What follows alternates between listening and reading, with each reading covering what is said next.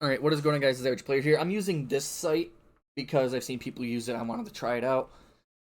I already went through and I did a recording before this and I just didn't like it because I caught myself because there's cards I added on later after I was already trying to do my outro, and I just felt like it was not going to be quite as linear in the way I wanted to understand things. So I kept the build up of how I listed the cards, and I'm just going to talk about them real quick. And this is my new version of the ban list. Listening to what other people have to say on YouTube, listening to what my people at my locals have to say, and other people from other locals are having to say, and also some of the pro players. We're gonna see, right? This is what I'm guessing. This isn't this isn't a oh yeah, this is me hearing. I don't know anybody from Konami, right? So take this with a grain of salt. This is what I'm guessing, right? And I'm going to try to explain it as fast as I can and as much detail as I can to explain why I think these cards are going to get banned. Now, this list is not too far off my first list, but this is what's going to come out August 31st, 2024. This is what I think is going to happen. Right. And now there's a couple cards that are different, a couple cards that are new.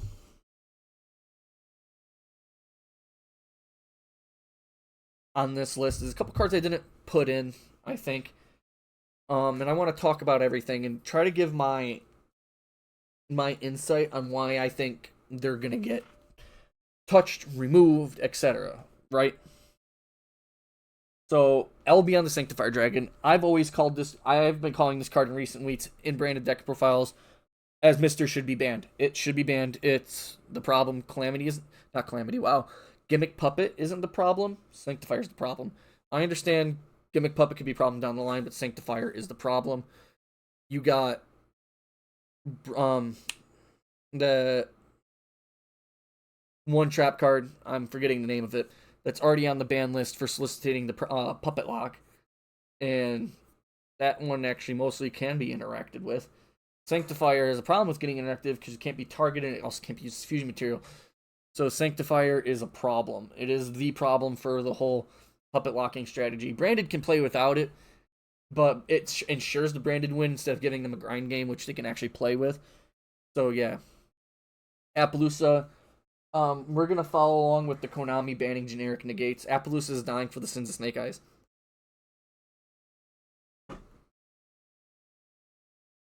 It ultimately is a fair card because you can build it with 2 negates, 3 negates, 4 negates, right? The problem is right now you got the top decks making it with 4 negates, basically saying break my board, you can't, right? And it's harder to deal with Appaloosa, especially when it's made with IP, so it can't be destroyed by card effects. You can't ogre it at that point. So you have to think: is Appaloosa the problem or IP? In my opinion, IP is more of a problem, but I feel like IP is actually going to be here to stay because SP Little Knight is still new, and you want to be able to have people play it. Appaloosa isn't really as new, so I can see Appaloosa getting put on the chopping block. Snake Eyes are able to make it with 4 materials with an IP, so that's why it's so crazy.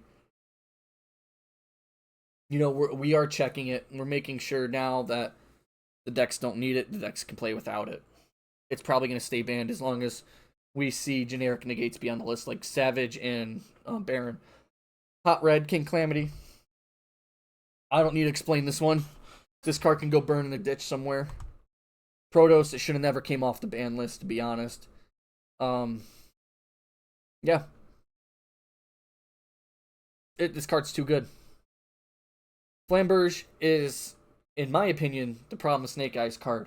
It helps make cards like Appaloosa that much easier and better, right? It makes the Snake Eyes deck have too much.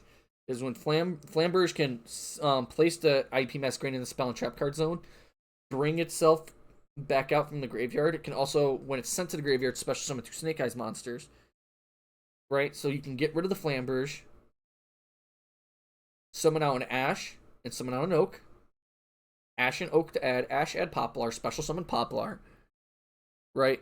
Oak to special summon another monster. You've got 4 monsters right there, but then you can also bring back the Flamberge by tributing off one of those guys, special summoning itself back out. Flamberge, place IP in the monster zone, and then link off for a 4 negate Appaloosa. Right there. Right? And there's literally almost nothing your opponent can do about it. And not only that, with all the interruptions that are in the game and how consistent Snake Eyes are, Flamberge is able to play, and make Snake Eyes be able to play through a lot of interruptions a lot easier. It's like, oh, you negated this? I'm just going to do it on your turn anyway. We're trying to make the game a little bit more interactive. We're trying to make the game a little bit more balanced, a little bit more fun and fair. I don't need to explain Beatrice. She should never have been unbanned in the first place. She should have stayed banned. And now with Fiendsmith out, she deserves to die in the list. Terraforming. Now, this stayed from my last one, and I want to reiterate. Right? We didn't put Nightmare Throne on here because the card's new, and that's why one of the things I'm changing. Right? And since we're putting Runic Fountain down more, as you can see on the list, we're putting it down to 1. Putting Sanguine Summoning to 1. We didn't hit Gimmick Puppet the field spell either because it is also brand new. This is a way to check the good field spells. It makes it less of a chance of seeing them. And also it's like, okay, Sanguine Summoning is at 1, it's at 1.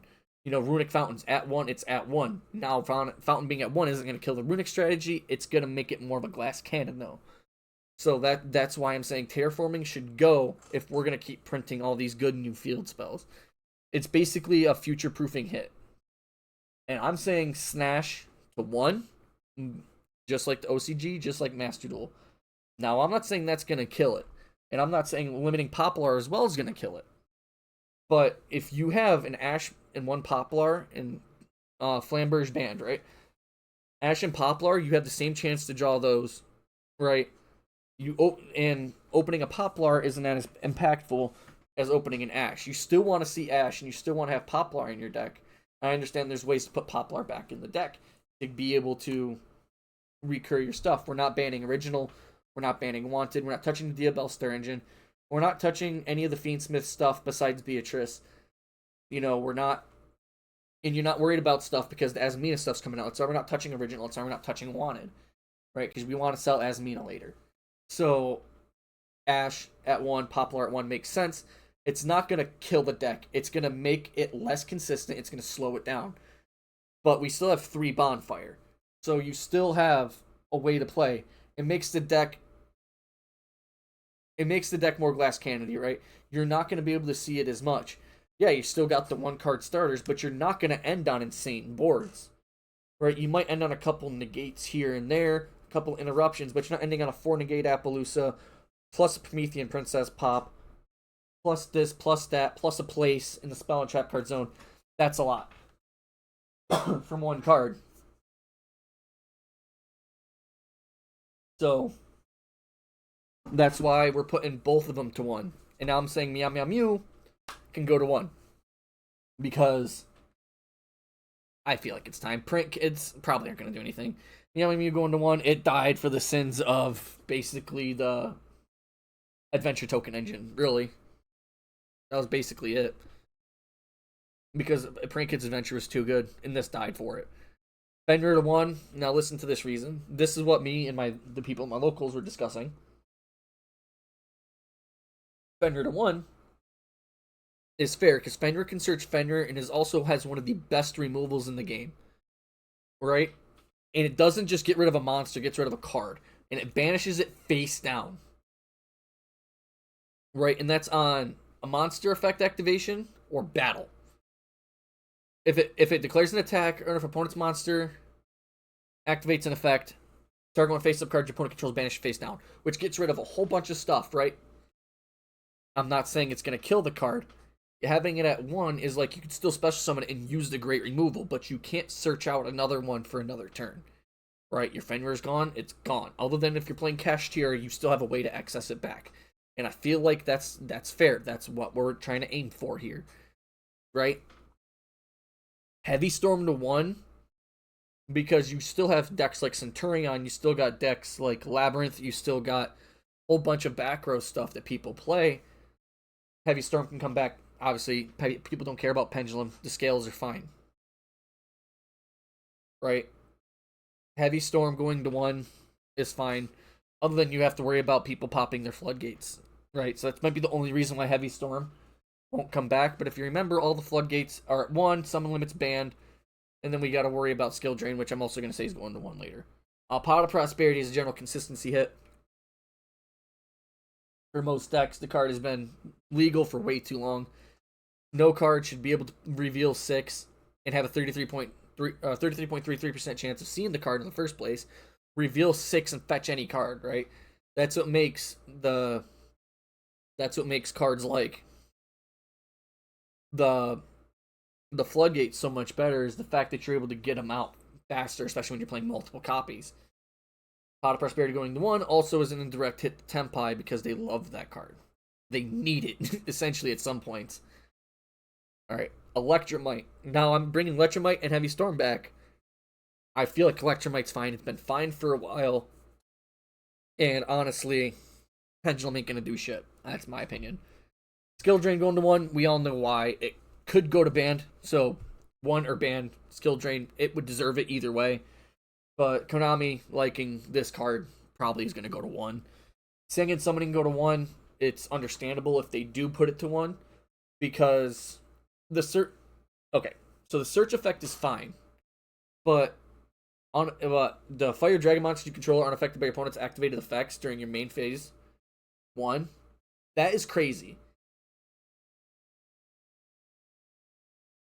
right? And this also is a it's a hit and makes Tenpai more of a glass cannon.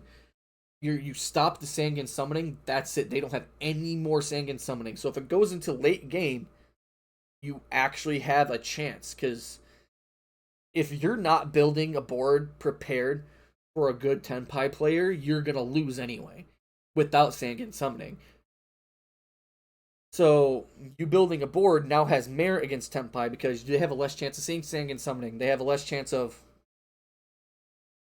playing and building stuff, and you can't do anything about it, right? When a normal summon Pydra, you either get Kaiman or Sangan summoning. What's going to be more impactful?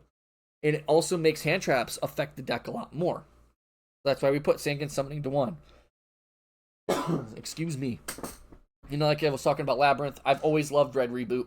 I always feel like this card should be in the game. It does everything against trap decks, but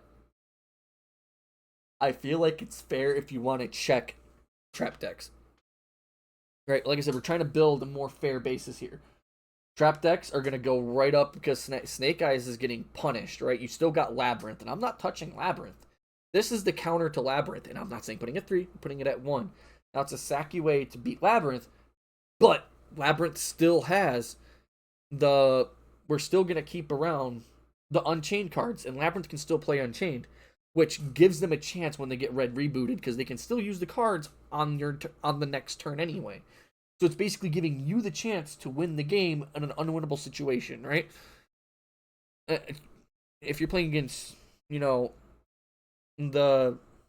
plant deck, whatever that one is, the trap deck, Trap Tricks, that deck's not really good anyway. Sprite Elf, it's always been a copium hit for me, but I feel like it won't do anything now.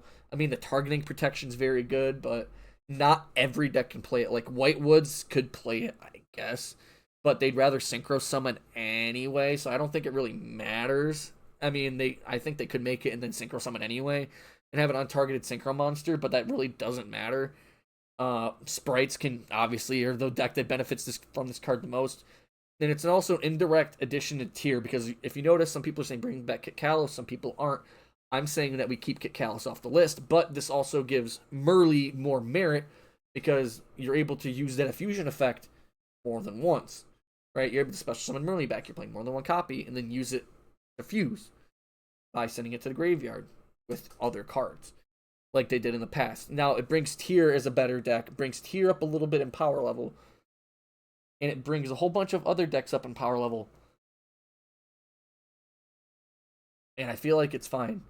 Opening of the Spirit Gates going to 1 is a hit to you, Bell. And I feel like that's fine for now until the next list comes out where they hit Phantom or something. Whatever it might be, right? If they hit both this and Dark Beckoning Beast, the deck's dead. Just telling you that now. If we get the errata of Summon Sorceress, it can come back. Yeah, that's it. The card is still very good, so it should stay banned with the errata. And now, a reason why I'm also saying Elf can come back because of Whitewoods, we're also making the Runic Engine a glass cannon by putting Fountain to 1. Fountain to 1 makes it to where if you get rid of it, it's harder to recur back. Makes them play other Runic cards, And also, it also makes the runic cards not hand traps, essentially. So, I feel like putting Fountain to 1, you're not killing the engine. It makes it more of a glass cannon. You know, it makes the interruption of Hugin much more impactful because they don't have another way to get to it because they can't legally activate Hugin if they don't have the target in their deck. So you're trying to think of ways. Like I said, we're trying to make it more fair. We're not killing the runic engine, and we're making it fair. We're making it more glass cannon. It's not as balanced. It's not as consistent, right? And we're not touching Tip at all. We're not touching any of the other cards. We're only touching Fountain. Fountain is the big consistency card. Now, Shifter, we're not going to kill Shifter. We're not banning it like I wanted to initially. Putting it at 2, and people are right, the Malice strategy is coming out here in the next few months. And that deck basically, Shifter is its daddy, right? It loves Shifter. So we're not going to kill Shifter, but we're going to check it. We're bringing it to 2, so it's down 1, so you have less chance of seeing it. And opening it is still going to have some merit, right? It also is an indirect hit to Tempai, it's an indirect hit to Flu, it's an indirect hit to Kashtira, a bunch of other decks, but it still is going to be there to have an impact against the decks that can't play against it, right? But you're not going to see it as often. But we're also going to bring Gamma to 2 from 1 because we're also, like I said, we're balancing the game out more. So with all these cards, Sangan summoning going to 1, making, the unaffected bullshit not be able to happen more. Pot of Prosperity going to 1, less consistency, stuff like that. Gamma is going to come up more.